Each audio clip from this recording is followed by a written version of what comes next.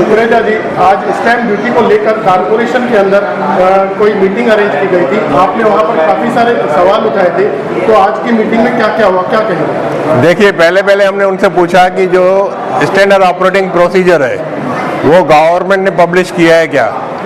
उस समय तो उन्होंने जवाब दिया नहीं, लेकिन अंत में उन्होंने वो प्रोसीजर जो गवर्नमेंट ने डिसाइड किया है उसका हमको एक बुकलेट दिया हुआ है। उसके बाद दूसरी बात ये है कि जो अगर हम डेफिसिट स्टैम्प ड्यूटी भरेंगे भी, भरने के बाद वो रजिस्ट्रेशन होगा कि नहीं, उनका उसने क्या बोला कि जो दो पार्टियों के बीच में एग्रीमेंट या कोई डॉक्यूमेंट हुआ है उनको रजिस्ट्रार के सामने हाजिर रहना पड़ेगा कंफर्मेशन डीड करने के लिए। अगर समझो हम जिस डॉक्यूमेंट में पैसा भर रहे हैं और वो कोई भी एक पार्टी अगर जीवित नहीं है तो वो डॉक्यूमेंट रजिस्टर करना शायद मुश्किल हो जाएगा। इसके अलावा वो स्टैम्प पेपर का जो है ना, स्टैम्प पेपर उनके अथोराइज स्टैम्प वेंडर ने हमको बेचा है, वो बेचने के बाद उसका फिर से वेरिफिकेशन क्यों करते हैं, ये सवाल था। उसका उन्होंने कोई जवाब दिया नहीं। दूसरा इनको ये था कि आपने जो मोड ऑफ पेमेंट है हमारा, बैंक से अगर हमने पेमेंट किया है, बैंक अगर अपने पास रिकॉर्ड नहीं है उनके पास, या हमारे पास पासबुक जूना नहीं है, तो उनको वेरिफिकेशन का अधिकार करने का क्या हक है? वो मोड ऑफ पेमेंट वेरीफाई नहीं कर सकते। उसके बाद अगर बोलते कि आपको date of execution of document prove करना है तो असेसमेंट में आपने रिटर्न में असेट दिखाया है कि नहीं। अगर वो दिखाया है तो हमको असेसमेंट रिटर्न दिखाने पड़ेंगे, जो है वो गलत है, क्योंकि एक वाइफ अपने पति का रिकॉर्ड नहीं मांग सकती असेसमेंट रिटर्न का। तो ये कौन होते हैं कि हमारे प्राइवेसी में आने वाले। इसके अलावा कई सवाल है जो राजेश वद्रा जी ने पूछे, कुछ जम्मू जी ने पूछे, इनसे पूछिए। हमारा इनसे सवाल था कि जब भी आप हमसे एफिडेविट ले रहे हो कि हमने सभी डॉक्यूमेंट जो हैं वो आपको जो दिए हैं वो सभी सच्चे हैं, और फिर अलग अलग चीज़ का लाइट का बिल दो, टैक्स का पावती दो, या पासबुक को सर्टिफाइड करके दो, या इनकम टैक्स का रिटर्न दो, तो ये डॉक्यूमेंट में से उन्होंने क्लियरिफिकेशन किया कि इन डॉक्यूमेंट्स में से कोई भी एक डॉक्यूमेंट जो आप देना चाहते हो वो दो, हम लोग उसको मान लेंगे। दूसरा, हमने उनको कहा कि यहाँ से थाना जाना और वहाँ पर कोई प्रॉब्लम होता है तो वापस आना पड़ता है, इसके लिए यहाँ पर उल्लासनगर में एक उनकी ऑफिस होनी चाहिए, ये अभय योजना के डॉक्यूमेंट स्वीकार करने के लिए। जो उन्होंने बात मान्य की और उन्होंने कहा कि हम यहाँ एक ऑफिस खोल लेंगे, जो डॉक्यूमेंट्स आपको देने हैं आप यहीं पे डॉक्यूमेंट दे सकते हैं। आज की जो ये मीटिंग हुई इसमें लगभग आपके सवालों का आप लोगों को जवाब नहीं मिला। देखिए, उन्होंने एसओपी पहले नहीं दी थी, जो आज हमें एसओपी दी है वो एसओपी पढ़ने के बाद में हमें समझ में आएगा कि ये एसओपी में हमारी कितने जवाब उन्होंने क्लियर किए, कितने नहीं किए। तो यह जो अभय योजना आई हुई है स्टैम्प ड्यूटी को लेकर, तो इसका लाभ हमारे शहरवासियों को मिल पाएगा कि नहीं, क्योंकि अधिकारी खुद भी कंफ्यूज थे। अभी तक तो लग रहा है कि मिल पाएगा, नहीं मिलने वाली कोई बात नहीं है, क्योंकि जब भी आप स्टैम्प ड्यूटी भर लेते हो तो आपका डॉक्यूमेंट जो है किसी भी कोर्ट ऑफ लॉ में सबूत के तौर पर काम आ सकता है, चाहे वो कोऑपरेटिव सोसाइटी बनानी हो, चाहे वो कन्वेनेंस डीड करनी हो, चाहे आगे का कोई भी प्रोसीजर करना हो, तो आप सोसाइटी के मेंबर बन सकते हो, कन्वेनेंस डीड में आप बता सकते हो कि स्टैम्प ड्यूटी मैंने भरी है, तो सभी काम आपके हो सकते हैं। सेवा ही मेरी पहचान, शंकर सोनेजा। सेवा ही जिनकी पहचान, वो हैं शंकर सोनेजा। फ्री मालेगांव का काढ़ा, फ्री जोड़ों के दर्द का तेल, फ्री नसों के दर्द से छुटकारा पाने की पीने की दवा। सेवा का लाभ उठाइए, सदैव आपकी सेवा के लिए हाजिर रहते हैं शंकर सोनेजा। कोई भी गर्ल हुजे उहा पंहिंजे हस्बैंड में पंहिंजी फादर फिगर ॾिसंदी आहे, त नॉर्मली जीअं फादर जो बिहेवियर हूंदो आहे, हर हिकु ॻाल्हि जीअं उन्हनि जी महिनत हूंदी आहे, हर हिकु ॻाल्हि ॾिठी वेंदी आहे। त सेम मां अक्षय में उहो ई ॾिठो, जंहिंजे करे मां इन्हनि खे लाइक कयो। रिश्तो.com, सिंधियुनि जो सिंधियुनि सां ऑनलाइन सिंधी मैट्रिमोनी। नमस्कार, मैं राजेश दलवानी, आप देख रहे हैं उल्लास लाइन बुलेटिन। उल्लासनगर महानगर पालिका की तरफ से 3 जनवरी बुधवार को एक चर्चा सत्र का आयोजन किया गया था। विषय था मुद्रांक शुल्क दंड सहूलत अभय योजना। महाराष्ट्र सरकार की तरफ से स्टैम्प ड्यूटी को लेकर यह स्कीम लाई गई है और लगातार बताया जा रहा है कि उल्लासनगर के रहवासी इस स्कीम का लाभ लें। स्टैम्प ड्यूटी अभय योजना 2023 को लेकर नागरिकों में अब भी असमंजस है, जिसे देखते हुए इस स्कीम को लेकर उल्लासनगर महानगर पालिका की तरफ से एक चर्चा सत्र का आयोजन किया गया था। जहां इस चर्चा सत्र में विशेष रूप से ओम प्रकाश जामुले जी सहस जिला निबंधक तथा मुद्रांक जिला अधिकारी हैं, वे अपनी टीम के साथ उल्लासनगर महानगर पालिका में उपस्थित हुए थे। उल्लासनगर महानगर पालिका आयुक्त अजीत शेख, अतिरिक्त आयुक्त जमीर लेंगरेकर, उपायुक्त अशोक नाइकवाड़े और भी महापालिका अधिकारी इस चर्चा सत्र में मौजूद थे। वहीं इस चर्चा सत्र में उल्लासनगर के कई एडवोकेट्स, राजनीतिक पार्टियों से जुड़े हुए लोग, सामाजिक कार्यकर्ता और नागरिक भी पहुंचे थे। वहीं नागरिकों ने इस स्कीम को लेकर हो रही कई रुकावटों को अधिकारियों के सामने रखी। विशेष इस स्कीम को लेकर लोग अपने कागज लेकर ठाणे जिला कार्यालय उनको जाना पड़ रहा है, लेकिन इसके लिए उल्लासनगर शहर में भी इसकी व्यवस्था हो और भी कई विषयों पर चर्चा हुई। जनता जो है ना, हमारे तो कुछ पल्ले भी नहीं पड़ रहा है, कैसे कौन सी बातें करते जा रहे हैं। अब मैं केवल आपको एक ही नोटिस करूंगा, देखिए आपके 2-4 अधिकारी थाना से उठ करके गांधी रोड पे तहसीलदार का जो कार्यालय है या वहां पे जो रजिस्ट्रार का कार्यालय है वहां पे आकर के क्यों नहीं बैठते हैं। यहाँ से हजारों लोग वहां पे आए पैसा भरने के लिए, डॉक्यूमेंटेशन के लिए, 10 बार थाना को चक्कर काटते रहे। कितने सारे एजेंट लोग हैं, तो वाई और क्या आपके पास अथॉरिटी है? आप अगर यहाँ पे कमिटमेंट करके जा सकते हो कि हम वहां पे खोलेंगे, क्योंकि टाइम बहुत लिमिटेड है, रोज दिन ब दिन निकलते जा रहा है। पहली बात तो पहला महीना ऐसा चला कि आपको कुछ पता ही नहीं चल रहा अभी तक कि करना क्या है, तो टाइम तो ऐसे ही निकल जाएगा, तो फिर ये अभय योजना का कोई मतलब ही नहीं रह जाता है। तो मैं कॉमन आदमी हूँ, मैं ये चाहूंगा कि आप यहाँ पे हमको फैसिलिटी दीजिए और आपको अथॉरिटी है तो कमिटमेंट करके जाइए कि इतने दिनों के अंदर, आने वाले इतने दिनों के अंदर आपके उल्लासनगर में ये विंडो खुलेगी, हम जितनी क्वारीज रहेंगे वहां पे वो 2 टप्पे में आई है। एक तो है 1/12/2023 से 31 जनवरी 2024 तक है, और दूसरा जो टप्पा है वो 1 फरवरी 2024 से 31 मार्च 2024 तक है। और इसमें जो कालावधि जो मेंशन किया है, जो 1/1/2080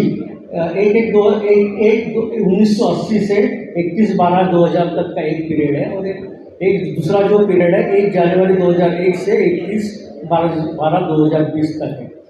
तो उसके लिए परिपत्रक जो है SOP, जो हमारी गाइडलाइंस जो दी है हम लोग को 12/12/2023 की जो है, उसमें सब क्लियर किया है। उसमें मुद्रांक शुल्क और दंड जो है वो कैसे लगेगा। तो जो पहला टप्पा है उसमें मुद्रांक शुल्क अगर आपका 1 लाख के नीचे आता है तो उसमें दंड और दोनों माफ़ किया है, और 1 लाख के ऊपर 50% मुद्रांक शुल्क छूट दी है, और 100% उसमें दंड के लिए, पेनल्टी के लिए छूट दी है। और जो वैसे ही दूसरा टप्पा जो है, दूसरा जो कालावधि है 1 दिसंबर 2023 से 31 जनवरी 2024 तक, उसमें स्टैम्प ड्यूटी और मुद्रांक शुल्क अगर 25 करोड़ तक है तो 25% छूट दी हुई है, और 90% पेनल्टी में छूट दी है। ऐसे योजना का कालावधि है।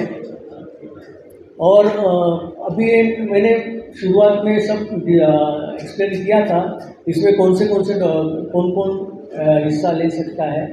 तो इसमें एक तो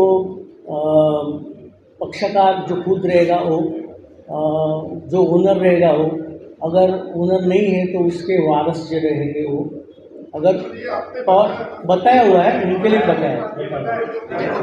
ये जो अभय योजना 2023 जो महाराष्ट्र शासन ने लाई है वो बहुत अच्छी योजना है, क्योंकि यही योजना में मुद्रांक शुल्क और दंड दोनों का माफ़ी दिया है।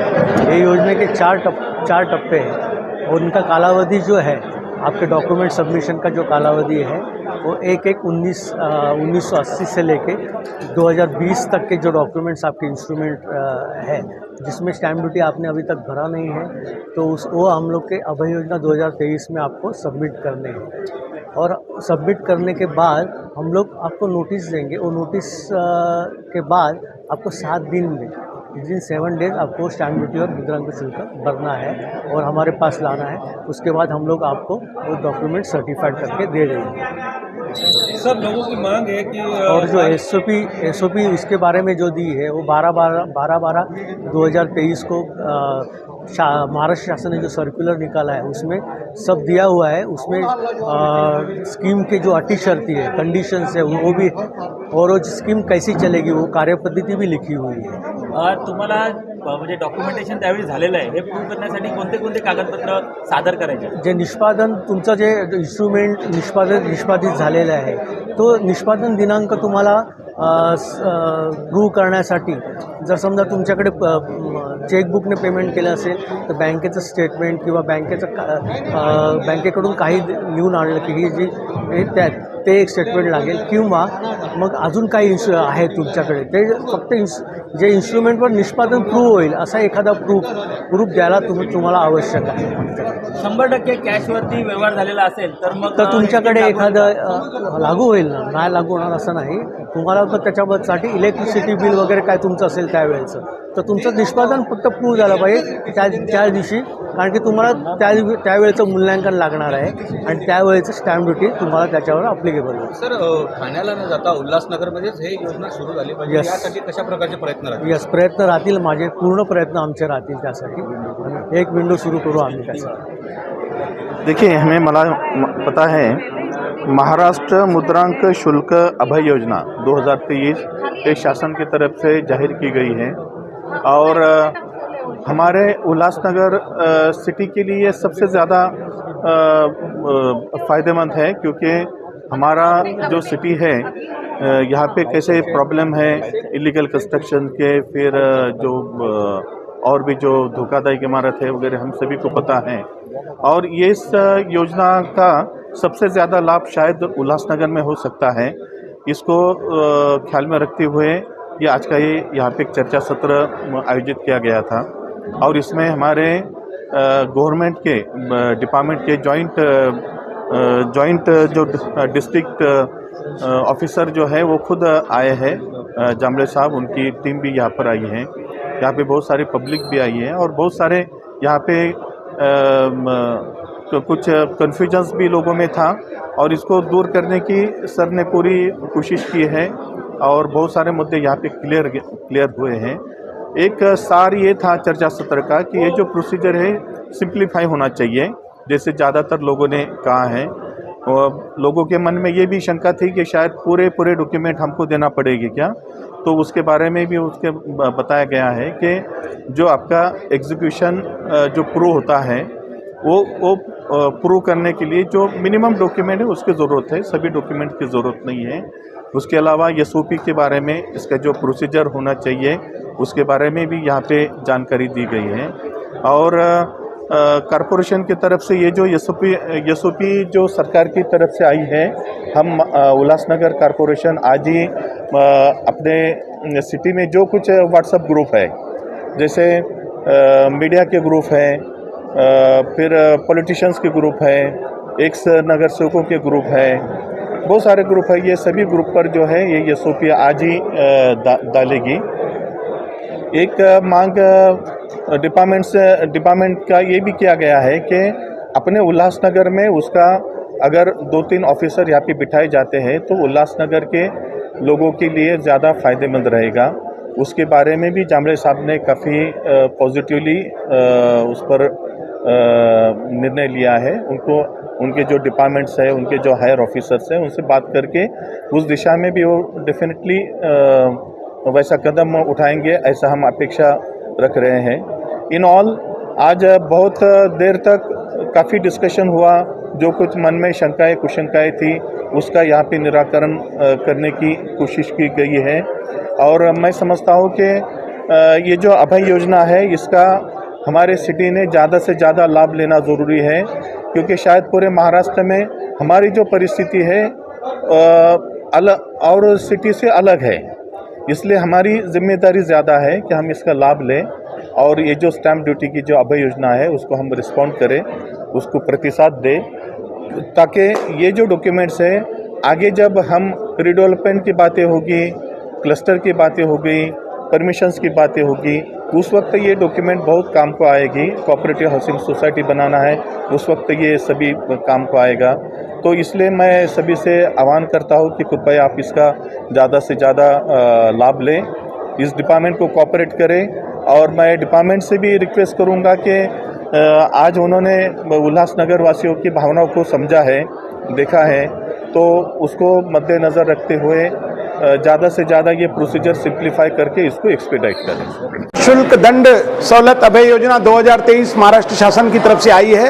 ये बहुत ही अच्छी योजना है, मैं सरकार का बहुत धन्यवाद करता हूँ। लेकिन यहाँ पर कुछ अड़चनें की जा रही हैं। आज जो जानकारी दी गई उसके अनुसार बहुत सारे डॉक्यूमेंट मांगे जा रहे हैं और हम लोगों ने प्रश्नोत्तर किए हैं कि इतने डॉक्यूमेंट की जरूरत नहीं है और कार्यालय भी यही होना चाहिए, तो कार्यालय भी यहाँ खुलेगा और जो डॉक्यूमेंट्स हैं कम किए जाएंगे।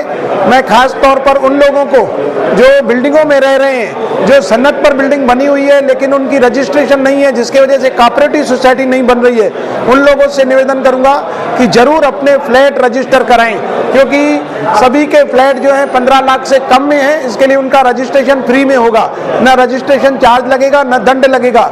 और जब फ्लैट रजिस्टर हो जाएंगे तो कोऑपरेटिव सोसाइटी बनेगी और जब कोऑपरेटिव सोसाइटी बन जाएगी तो उनको कन्विंस डीड मिलेगा और कन्विंस डीड मिलेगा तो फिर से उस पर प्लान पास करके सोसाइटी के नाम से बिल्डिंग बन सकेगी और उनको एफएसआई भी ज़्यादा मिलेगा। तो ये उनके लिए बहुत अच्छी स्कीम है। मैं सभी से निवेदन करूंगा कि जो आसपास के आपके एडवोकेट हों या हमारे प्रकाश कुकरेजा जी जो हैं एडवोकेट या अन्य एडवोकेट, आपको जहां पर भी सहूलियत लगे, अगर आपको जानकारी नहीं है तो उनसे जानकारी लें या हमारे आमदार कार्यालय में आकर के भी जानकारी लें।